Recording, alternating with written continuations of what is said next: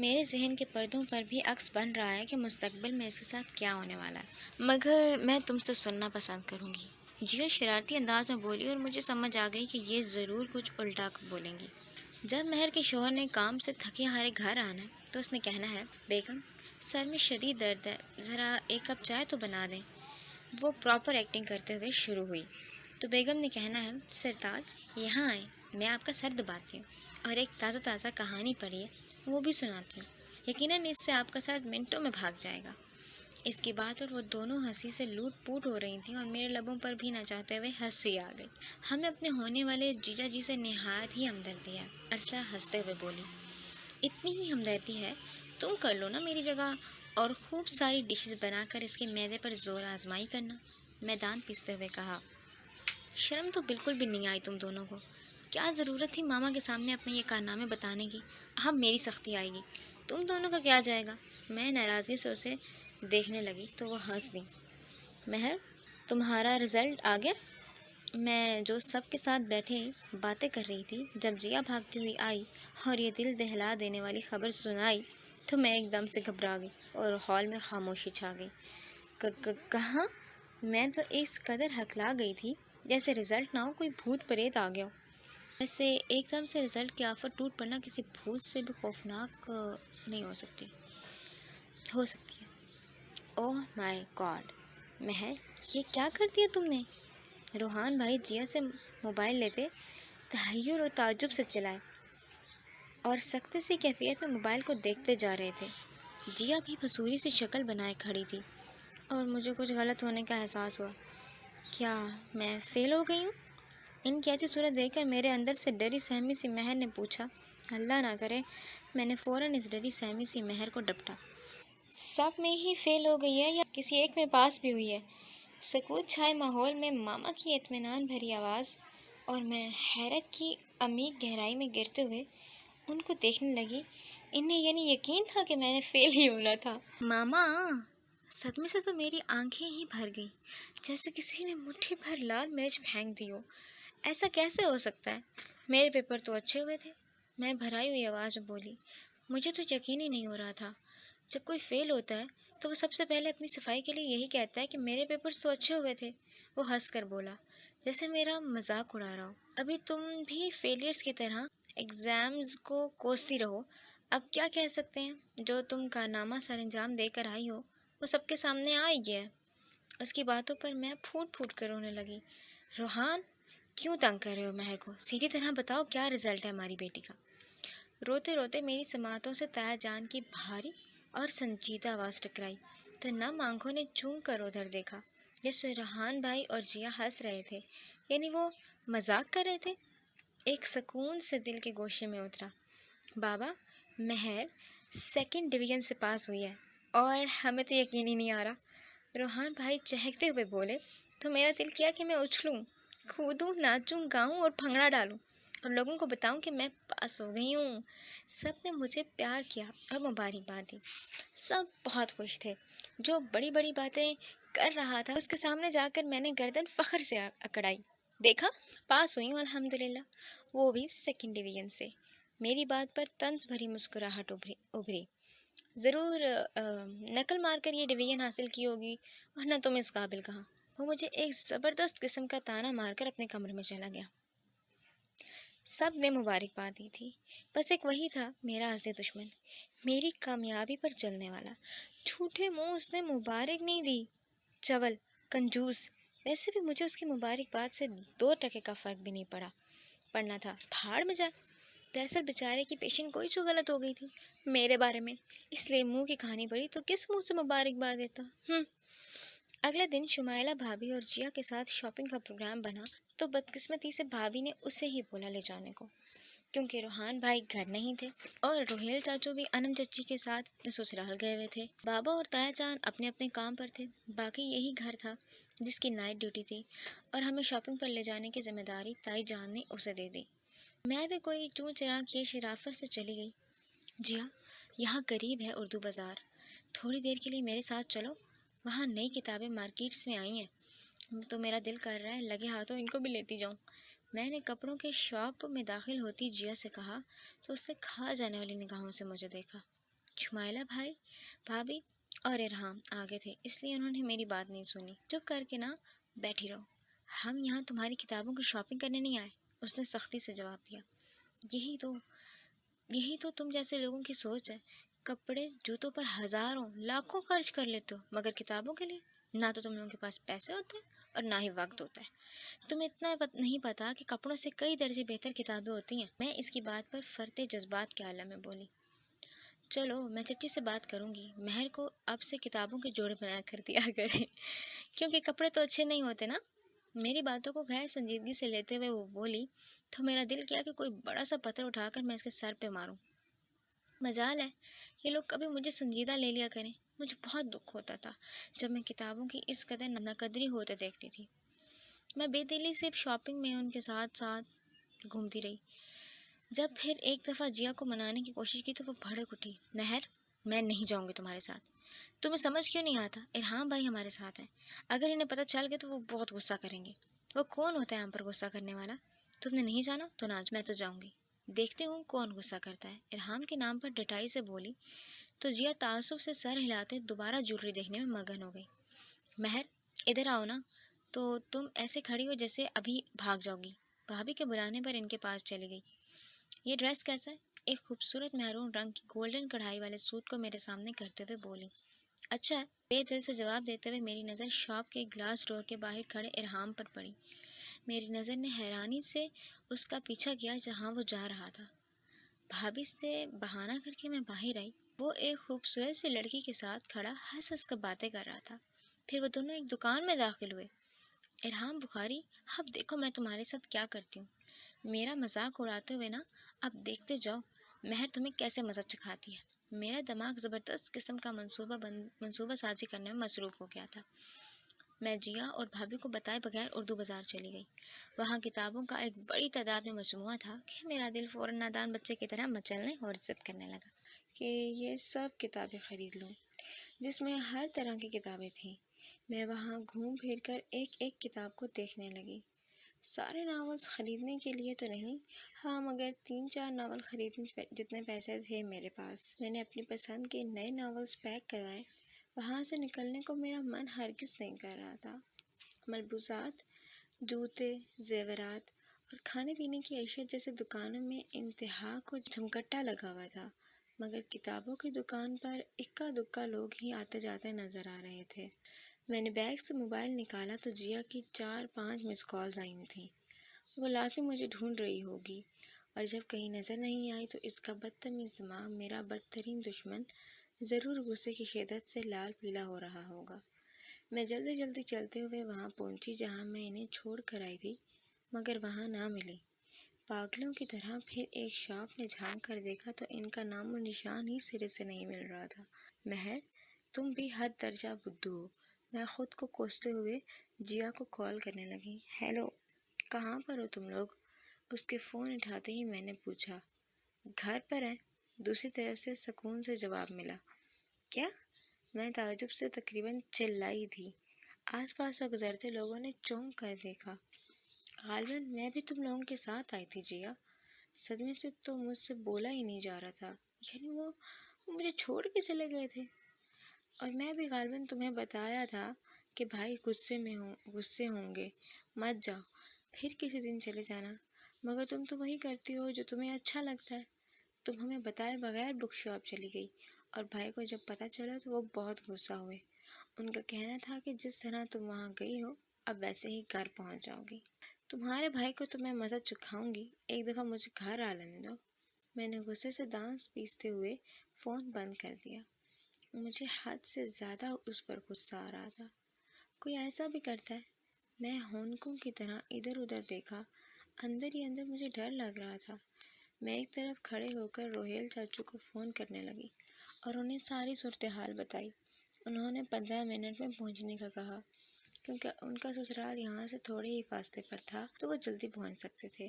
مجھے ارحام پر بہت غصہ تھا، دل کر رہا تھا جاتے ہی تایا جان سے اس کی شکایت کروں گی، مگر پھر خیال آتا کہ اگر تایا جان کو بھی اس نے بتا دیا کہ میں انہیں بتائے بغیر کتابوں والی دکان پر چلی گئی تھی، پھر الٹی میری بےعزتی ہونی تھی، اس لیے اب مجھے خاموش ہی رہنا تھا۔ فوراً میرے دماغ میں ایک کلک سا ہوا اور ہاتھ میں پکڑے موبائل کی طرف دیکھا۔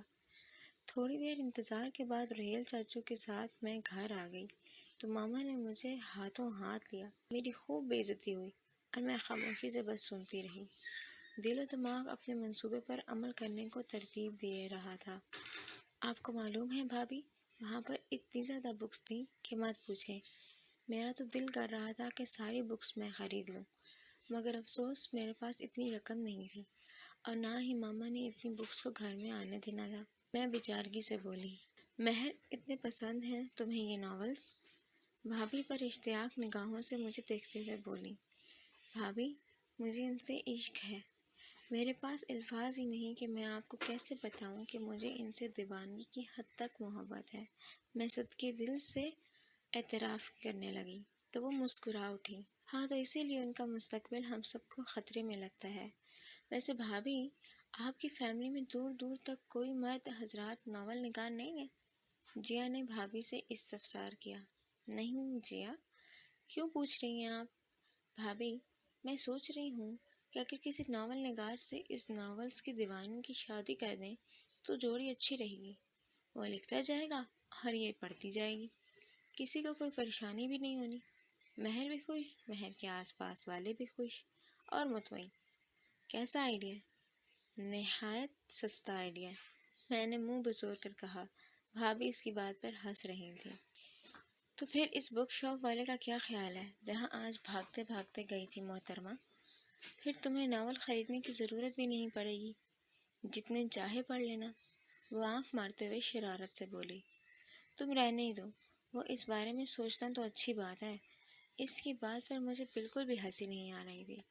بھائی جیا، ہماری مہر کو جہان سکندر یا سالار سکندر جیسی کوالٹی کے ہیرو چاہیے، آپ کہاں ان کو بک سیلر اور ناول نگار سے ملا رہی ہیں؟ بھابھی کی بات پر میں شرما سی گئی۔ ویسے میری یہ بھی خواہش ہے، اگر جہان، سالار اور عمر جہانگیر جیسا اگر کوئی نہ بھی ملا تو کوئی ایسا ہو جو میری طرح ہی ناول پڑھتا ہو، پھر وہ مجھے روک ٹوک تو نہیں کرے گا، ورنہ مجھے سب نے بہت ڈرایا سا ہوا تھا کہ جب تمہاری شادی ہو جائے گی تو یہ ناول پڑھنے کا بھوت خود بخود ہی اتر جائے گا، اور ماما تو اس پر عمل کرنے کا بھی جلد سوچ رہی ہیں۔ وہ تو سب سے پہلے ہی تیار بیٹھی ہیں کہ کوئی ایسا طریقہ ملے کہ مہر کے ناولز کسی طرح چھوٹ جائے۔ اف، اب انہیں میں کیسے بتاؤں کہ میں ناول سے بے انتہا محبت کرتی ہوں۔ میں نے نہ جانے کیا سوچ کر رکھا ہے۔ ہم لوگ نہ جانے زندگی میں کتنے منصوبے بناتے ہیں، مگر سب سے بڑا منصوبہ ساز تو خدا ہے۔ جو وہ اپنے بندے کے لیے بہترین چاہتا ہے وہی اس کے نصیب کے پنوں میں لکھ دیتا ہے۔ رات کو ڈنر کے بعد تایا جان اور تائی جان کے پاس آئی۔ ارحام بخاری سے بدلہ تو لینا تھا نا مجھے، اس کی نائٹ ڈیوٹی تھی، اس لیے وہ ابھی تک گھر نہیں لوٹا تھا، اور میں پوری منصوبہ بندی کے ساتھ تایا جان اور تائی جان کو اپنے منصوبے کے گھیرے میں لے چکی تھی۔ تائی جان، آپ کو نہیں لگتا ارحام کی بھی اب شادی کر دینی چاہیے؟ میں تھوڑی ادھر ادھر کی باتیں کر کے تائی جان سے مخاطب ہوئی۔ میری بات کو سن کر ان دونوں میاں بیوی نے مجھے چونک کر دیکھا۔ میں تو اسے کہہ کر تھک چکی ہوں، مگر اس کا تو ابھی تک یہی کہنا ہے کہ ابھی اسے وقت چاہیے۔ نہ جانے اس لڑکے کو اور کتنا وقت چاہیے؟ تائی جان نے سادگی سے جواب دیا، اور سچ بھی یہی تھا۔ جب بھی وہ کبھی اس معاملے میں اس سے بات کرتی، سرے سے میدان سے غائب ہو جاتا۔ تائی جان، کیا پتا کسی کو پسند کرتے ہوں اور آپ کو بتانے میں جھجک رہے ہوں۔ میں نے ایک نظر تایا پر ڈالتے ہوئے کہا، جو کوئی فائل ہاتھ میں پکڑے کسی کیس کی اسٹڈی کر رہے تھے۔ انہوں نے فائل سے نگاہ ہٹا کر میری طرف دیکھا، اور میں نے حیرانگی سے میری طرف دیکھتی تائی جان کے چہرے پر ایک سائے کو محسوس کیا۔ ارے مہر چندہ ایسی کوئی بات نہیں ہے، انہوں نے مسکرا کر نفی میں سر ہلایا۔ ایسی ہی بات ہے تائی جان۔ میں نے پھر آج اس لڑکی کے ساتھ بنائی ارحام کی ساری تصویریں اور ویڈیوز دکھائیں، جس میں اس لڑکی کے ساتھ کافی ہنس کر باتیں کر رہا تھا۔ تائی جان تو صحیح معنوں میں پریشان ہو گئی تھی، اور تایا جان خاموش تھے، اور میں جانتی تھی وہ اندر ہی اندر سے گالیوں سے نواز رہے ہوں گے، اور اب اس کی خیر نہیں تھی، اور میرا دل اندر ہی اندر باغ باغ ہو رہا تھا۔ اپنے تصور کے پردے میں اسے تایا جان سے ڈانٹ پڑتے دیکھ رہی تھی میں۔ میں اپنے کمرے میں بیٹھی ناولس پڑھ رہی تھی جب وہ کسی افلاطون کی طرح پھٹاک سے دروازہ کھولتا میرے کمرے میں داخل ہوا۔ میں ہڑبڑا سی گئی اور ناول کو ایک طرف رکھ کر اس کی طرف بڑھی۔ یہ کیا طریقہ ہے؟ تمہیں ذرا بھی مینرز نہیں ہے کہ لڑکیوں کے کمرے میں کیسے داخل ہوتے ہیں؟ اوہ، تو مہر شاویز کے مینرز کے تو دنیا بھر میں چرچے ہیں نا؟ وہ دانت پیس کر میری بات پر طنز کر رہا تھا۔ اس سے پہلے میں دوبارہ اپنا منہ کھولتی وہ غصے سے چلا اٹھا، تم نے میرے خلاف ماما اور بابا سے کیا بکواس کی ہے بدتمیز لڑکی؟ وہ آنکھوں میں شعلے لیے مجھے ہی دیکھ رہا تھا اور میں دل ہی دل میں آل تو جلال تو ای بلا کو ٹال تو پڑھ رہی تھی۔ میں نے کوئی بکواس نہیں کی اور تم میرے ساتھ اونچی آواز میں بات مت کرو۔ میں نے انہیں وہی بتایا ہے جو سچ ہے، سمجھے؟ میں بہادری کا چولا پہنے اس کی آنکھوں میں آنکھیں ڈالے جواب دینے لگی۔ میں کوئی ڈرتی تھوڑی تھی اس سے، ہاں نہیں تو۔ تمہیں بتاؤں سچ کیا ہے اور کیا نہیں؟ وہ میرے بازو کو اپنی مضبوط گرفت میں لیتے غصے سے بولا۔ مجھے تو لگا جیسے ابھی میری جان نکل جائے گی۔ میرا بازو چھوڑو، تمہیں شرم آنی چاہیے۔ میں نے بازو کی گرفت سے آزاد کروانے کی کوشش کی مگر ناکام۔ میرے معاملوں سے دور رہو مہر شاویز، ورنہ میں تمہارا بہت برا عاشر کروں گا۔ ایک جھٹکے میں میرے بازو کو چھوڑتا جس طرح آیا تھا ویسے ہی باہر نکل گیا۔ تبھی جیا کمرے میں آئی۔ تمہارا بھائی ایک نمبر کا جاہل ہے، گوار ہے۔ یہ جنگلی کسی اینگل سے ڈاکٹر نہیں لگتا۔ لڑکیوں سے کس انداز میں بات کی جائے اسے تو یہ تک نہیں معلوم۔ نا سینس ہے۔ میں نے بازو کو سہلاتے ہوئے اس کے بھائی کی لیٹسٹ خوبیاں گنوائیں جو میں نے ابھی ابھی دریافت کی تھی۔ بکواس بند کرو بدتمیز، تم نے بھائی کے افیئر کے بارے میں جھوٹی افواہ پھیلائی ہے نا؟ وہ بھی کوئی سینس کی بات تو نہیں ہے۔ وہ لڑکی جس سے وہ کل ملے تھے وہ بھائی کے دوست کی بیوی تھی اور ان کی کولیگ بھی۔ ہم بھی ان سے ملے تھے مگر تم تو وہی کرتی ہو جو تم دیکھتی ہو اور تمہارے دل دماغ میں جو آتا ہے وہی کرتی ہو، بس وہی ٹھیک ہے، باقی سب گئے بھاڑ میں۔ وہ بھی اپنے بھائی کی طرح کافی غصے میں لگ رہی تھی اور اس کی بات پر مجھے لگا شاید واقعی میں نے کوئی غلطی کر دی تھی۔ ماما نے بھی اچھی لان تان کی تو مجھے سخت اپنی غلطی کا احساس ہوا اور اس کی جگہ خود کو رکھ کر سوچا تھا۔ میرا ضمیر کہنے لگا کہ مہر تمہیں ایسا نہیں کرنا چاہیے تھا، اس لیے میرے دل نے فوراً سوری کرنے کی حامی بھری۔ میں نے جیسے اپنے پاؤں پر کلہاڑی ماری تھی، میرا منصوبہ مجھ پر ہی بھاری پڑ گیا۔ تم کب سدھرو گی مہر؟ ماما بہت غصے میں تھی۔ کبھی تو مجھے سکون کا سانس لینے دیا کرو، کیوں ہر جگہ ہماری بے عزتی کرواتی رہتی ہو؟ ماما اتنی بھی کوئی بڑی بات نہیں ہوئی جو آپ چپ کرو، خدا کا واسطہ ہے اپنی یہ کینچی کی طرح تیز تیز چلتی زبان کو لگام دو، یہی ساری فساد کی جڑ ہے۔ ماما کے لہجے سے صاف ظاہر تھا کہ وہ مجھ سے عاجز آ چکی تھی۔ آئی ایم سوری ماما، میری پیاری ماما مجھے معاف کر دیں۔ گاڈ پرامس آئندہ ایسا کچھ بھی نہیں کروں گی۔ میں نے ان کے گرد بازو حمائل کرتے ہوئے پیار سے کہا تو انہوں نے میرا پیار فوراً جھٹک دیا۔ یہ معافی جا کر ارحام سے مانگو، مجھ سے نہیں۔ وہ کتنا ہرٹ ہوا ہے تم جانتی ہو؟ تمہارے جھوٹ کی وجہ سے اس کے والدین نے اسے شکی نگاہوں سے دیکھا۔ کتنی سکی ہوئی ہوگی، اس بات کا تمہیں ذرا بھی اندازہ ہے؟ کسی طور پر بھی ان کا غصہ کم ہونے کا نام نہیں لے رہا تھا۔ میری بات دھیان سے سنو مہر، آئندہ اگر تم نے ایسی کوئی حرکت کی تو میں تمہاری ساری کتابیں، سارے ناولز کو آگ لگا کر جلا دوں گی۔ دوسری بات یہ کہ تمہیں ارحام سے معافی مانگنی ہوگی، ورنہ میری شکل نہیں تم دیکھو گی۔ وہ درشتی سے مجھے دھمکی دے کر چلی گئی۔ میں نے افسوس کے ساتھ منہ بسورا۔ میری ماما تو ہر دم میرے ناولز جلانے، راکھ کرنے کے دم پر ہی رہتی تھی کہ کب انہیں میری ایسی غلطی ملے جس بنا پر وہ میرے ناولز کو مجھ سے جدا کر دیں۔ اب کرتے نہ کرتے کہ مصداق میں اس کے کمرے میں داخل ہوئی، میں اسے کبھی معافی نہ مانگتی اگر ماما نے اس قدر سخت انداز میں نہ کہا ہوتا۔ وہ صوفے پر بیٹھا تھا، سینٹر ٹیبل پر پیر پھیلائے گود میں لیپ ٹاپ رکھے وہ کسی کام میں مصروف تھا۔ میں نے اسے انہماک سے کام کرتے دیکھ کر گلا کھنکھارا۔ اس نے ذرا سا چونک کر مجھے دیکھا، پھر مجھے نظر انداز کرتا دوبارہ اپنے کام میں مصروف ہو گیا، جیسے وہ کسی ریاست کا بادشاہ ہو اور سامنے کسی غریب رعایا کو دیکھ کر اسے کوئی فرق ہی نہ پڑتا ہو۔ اور اس کے اس رویے سے میں غصے سے تل ملا کر رہ گئی۔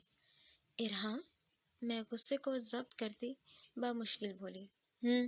بادشاہ غرور سے بولا۔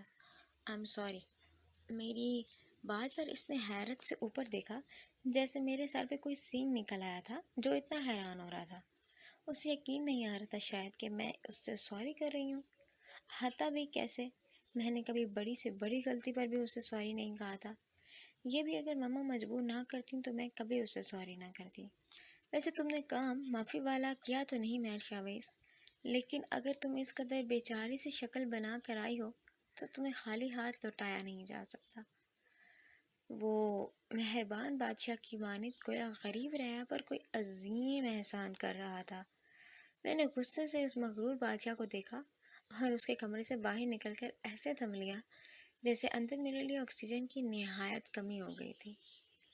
میں نے ارسلہ اور انمتا کے ساتھ ہی BA میں ایڈمیشن لیا تھا۔ زندگی بہت مزے میں سے گزر رہی تھی اور میری زندگی میں تو ہلچل نہیں بلکہ میری خوبصورت خوابوں بھری زندگی خوفناک زلزلے کی زد میں آ گئی۔ میں جو چاچو کے پاس کسی کام سے جا رہی تھی جب میری گنہگار سماعت سے تایا اور تائی جان کی آواز ٹکرائی۔ بیگم، میں نے شاویز سے بات کر لی ہے، اب وہی ہوگا جو میں چاہتا ہوں۔ مجھے ارحام کے لیے بہت پسند ہے۔ یہ تایا جان تھے جو کسی دھونس جمانے والے کی طرح بات کر رہے تھے۔ اس میں کوئی شک نہیں، مہر مجھے بھی بہت عزیز ہے، مگر آپ یہ بھی تو دیکھیں نا کہ مہر کتنی نٹ کھٹ مزاج کی ہے اور ارحام سنجیدہ اور پرسکون ماحول کا عادی۔ کیسے ان دونوں کا گزارا ہوگا؟ تائی جان متفکر بھرے انداز میں بولی۔ مہر ابھی بچی ہے، جب شادی جیسی ذمہ داری کندھوں پر پڑے گی تو وہ ٹھیک ہو جائے گی۔ تائی جان اپنے نقطے سے 1 انچ بھی ہلنے والے نہیں لگ رہے تھے اور ان کی باتوں سے تو میں چکرا سی گئی۔ میں چپ چاپ اپنے کمرے میں آ گئی۔ بے یقینی تھی، بھلا وہ ایسا کیسے سوچ سکتے تھے میرے اور اس کے بارے میں؟ اف، دل تو میرا کر رہا تھا میں اونچی آواز میں چیخوں اور کہوں کہ نہیں، ایسا مر کر بھی نہیں ہو سکتا۔ میں مہر شاویز اپنے ہوش و حواس میں ارحام سے شادی کرنے سے انکار کرتی ہوں۔ میرے دل میں ارحام کے لیے تو مزید غصہ اور نفرت بڑھ گئی۔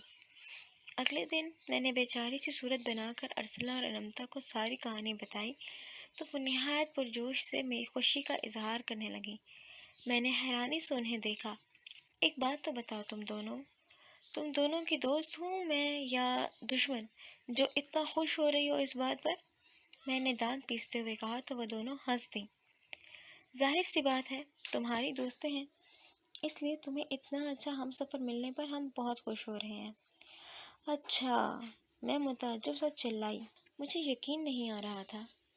ارحام کہاں سے کیسے اچھا ہوا؟ وہ کسی اینگل سے بھی اچھا نہیں ارسلہ، وہ میرا دشمن ہے، مجھے وہ زہر لگتا ہے قسم سے۔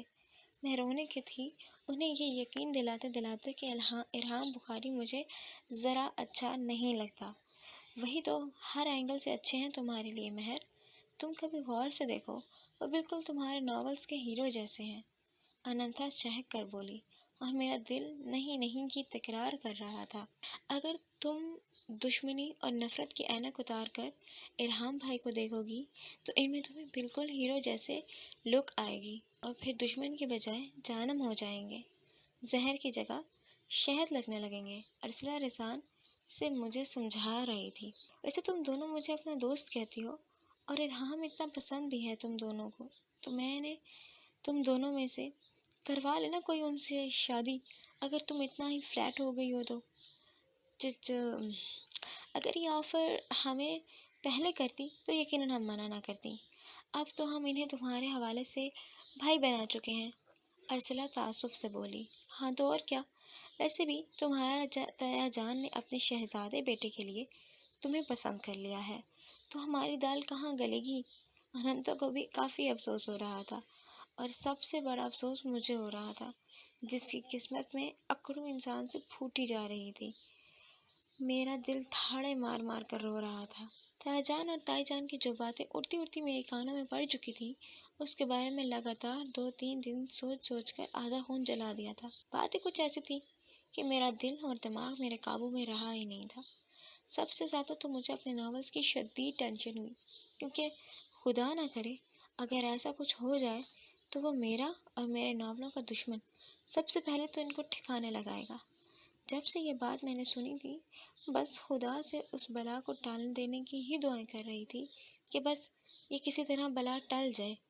میں تو سوچ سوچ کر خون جلا رہی ہوں۔ وہاں مجھے کسی نے اس بات کے لیے منہ تک نہیں لگایا۔ ایک تو خیال آیا کہ کیا پتہ وہ مجھے کچھ بتائے بغیر اندر ہی اندر تیاریاں کر رہے ہوں۔ ایک دو دفعہ بہانے بہانے سن گن لینے کی بھی کوشش کی، مگر گھر میں تو کبھی